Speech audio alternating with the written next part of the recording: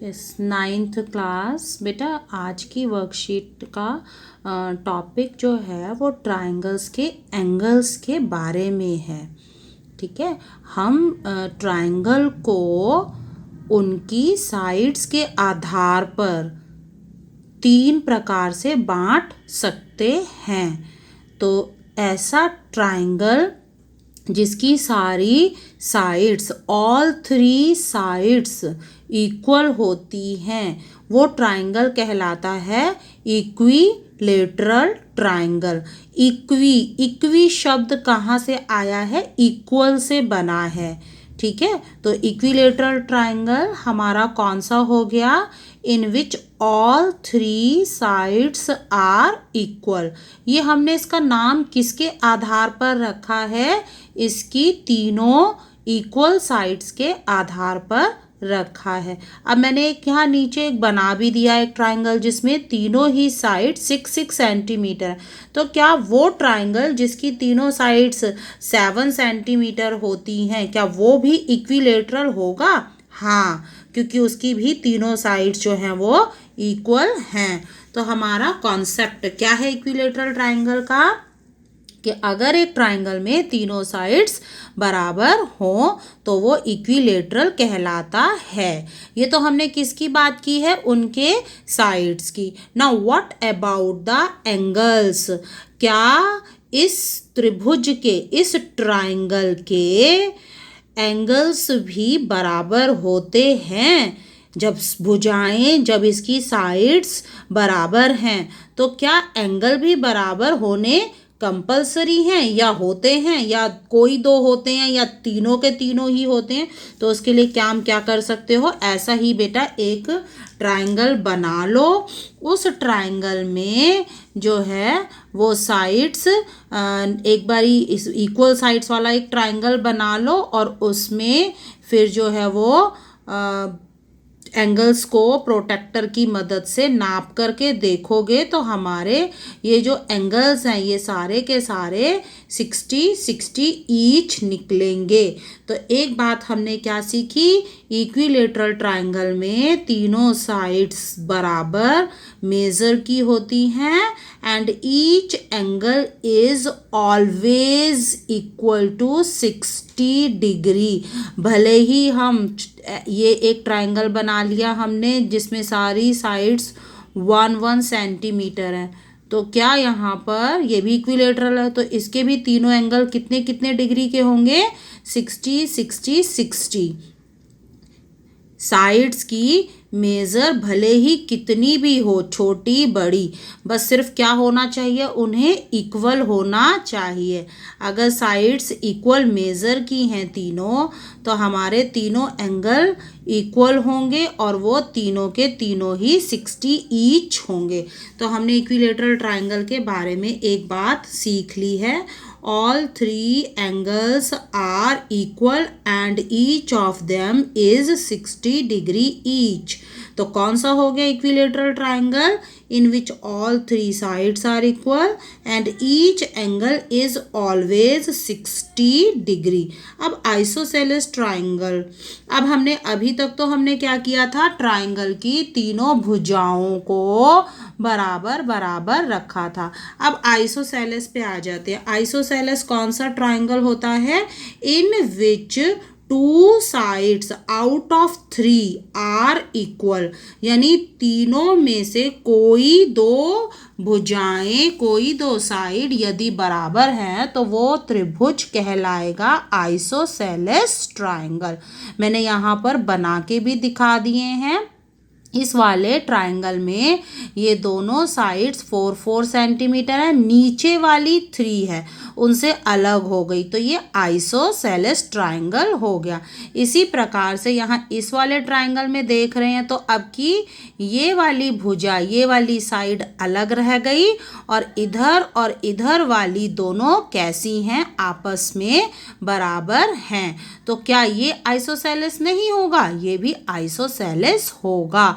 कोई दो बराबर और बाकी की तीसरी उनसे अलग नाप की होनी चाहिए। तो ये तो हमने किसकी बात करी? भुजाओं की, साइड्स की। In case of isosceles triangle, 2 sides out of 3 sides are equal. Now what about the angles? ये तो हमने भुजाओं की, साइड्स की बात करी है। अब हम उनकी एंगल्स के बारे में भी, क्या कोई बराबर होते हैं? जब दो भुजाएं बराबर हैं तो क्या कोई दो एंगल भी बराबर होंगे, या तीनों एंगल ही बराबर होते हैं, या पहले की तरह जो है वो सारे 60-60 होते हैं? तो हम इनमें से किस नतीजे पर पहुँचे, हम क्या निकालें, हम क्या कहें? तो ये हमने उसके लिए एक थ्योरम का इस्तेमाल किया है। ये थ्योरम हमें बताएगी कि आइसोसेलेस में कौन से एंगल बराबर होते हैं। ये थ्योरम हमारे कोर्स में भी है और ये चैप्टर 7th में है। थ्योरम 7.2, थ्योरम 7.2 है। इसका प्रूफ भी देख लेंगे बच्चे। और ये थ्योरम स्टेटमेंट क्या है इसकी? Angles opposite to equal sides of isosceles triangle are also equal. इसका मतलब क्या है कि हमें यदि एक आइसोसेलेस ट्राइंगल दिया हुआ है जिसकी दो लाइंस बराबर हैं, तो उनके अपोजिट वाले एंगल भी परस्पर बराबर होंगे। इट मीन्स, देखो अब कौन सा, ये त्रिभुज क्या आइसोसेलेस है? क्यों? इसमें दो लाइंस ए बी और ए सी बराबर आई हैं। ए बी भी 4 सेंटीमीटर है और ए सी भी 4 सेंटीमीटर है, जबकि बी सी इनसे अलग है, 3 सेंटीमीटर है। तो हमने क्या देखा? ये एक आइसोसेलेस ट्राइंगल है। अब ये वाली लाइन जो हमें ए बी दिखाई दे रही है, इसके ठीक सामने, इस लाइन के सामने में कौन सा एंगल है? एंगल सी है। इसी प्रकार ये वाली लाइन ए सी, इसके सामने कौन सा एंगल दिखाई दे रहा है? एंगल बी दिखाई दे रहा है। तो ए सी के सामने एंगल सी, ए सी के सामने एंगल बी, और ए बी के सामने हो गया एंगल सी। ए बी के सामने एंगल सी और ए सी के सामने हो गया एंगल बी। इसके सामने ये और इसके सामने ये। तो यदि ये दोनों लाइनें बराबर हैं तो इनके जो ठीक सामने एंगल पड़ रहे हैं ये भी बराबर होंगे। मैंने उसी बात को यहाँ पर लिखा हुआ है, in this A B equal to A C. तो कौन से दो एंगल? Angle B. कौन सा छूट गया एंगल? एंगल ए छूट गया। एंगल ए किसके सामने था? BC के सामने। BC के सामने जो एंगल A है ये कैसा होगा? अनइक्वल। और बाकी के जो दो बचे, ये दो बचे ये होंगे आपस में बराबर। तो इस थ्योरम ने हमें क्या सिखाया है? The angles opposite to equal side of isosceles triangle are also equal. अब कुछ बच्चे सोचेंगे हाँ ये भी 60 का होता होगा और ये भी, और ये कुछ और होगा, ये 70 का हो सकता है या 50 का हो सकता है या 62 का हो सकता है।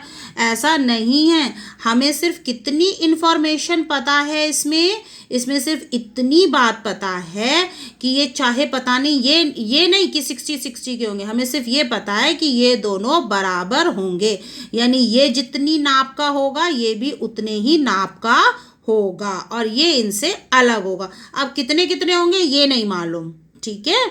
तो इस आधार पर हम कुछ क्वेश्चंस को आगे सॉल्व करेंगे। अच्छे से देख लें, इस थ्योरम को अच्छे से देख लें। ये थ्योरम हमारे कोर्स में भी है। पूरी एक्सरसाइज 7.2 इसी के ऊपर बेस्ड है कि साइड AC के सामने एंगल C, साइड AC के सामने एंगल B, अगर ये दोनों बराबर हैं तो इनके आमने सामने के एंगल भी आपस में बराबर होंगे। अच्छा, इसका कन्वर्स मैं यहाँ पर इसे दोबारा एक बारी और इसे देख लेते हैं। इसके दो रूप हैं। इसके यहाँ पर क्या स्थिति है? Situation number 1। इस सिचुएशन में क्या है कि लाइन ए बी, इस त्रिभुज में क्या है, line A B is equal to line A C. तो हमने नीचे क्या लिखा, then angle B is equal to angle C. अब यहाँ पर स्थिति, सिचुएशन पलट गई, सिचुएशन पलट करके क्या हो गई, now in this triangle we are given angle B is equal to angle C. तो हम क्या कहेंगे, इट मीन्स के angle if angle B is equal to angle C, it means side A B will be equal to side A C. इन दोनों में अंतर पहचान रहे हो, इन दोनों में अंतर ये है कि यदि भुजाएं बराबर दी गई हों तो उनके एंगल बराबर होते हैं। यहाँ पर पलट के क्या कहा कि यदि दो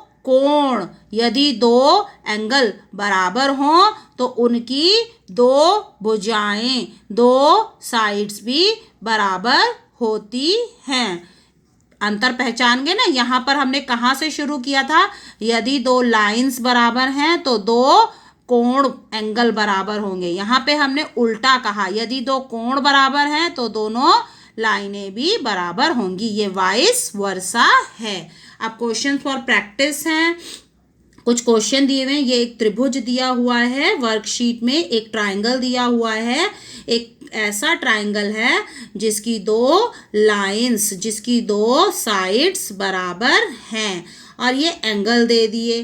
अब ये वाला एंगल पता नहीं है, एक्स है, और ये दिया हुआ है ये 45 डिग्री है।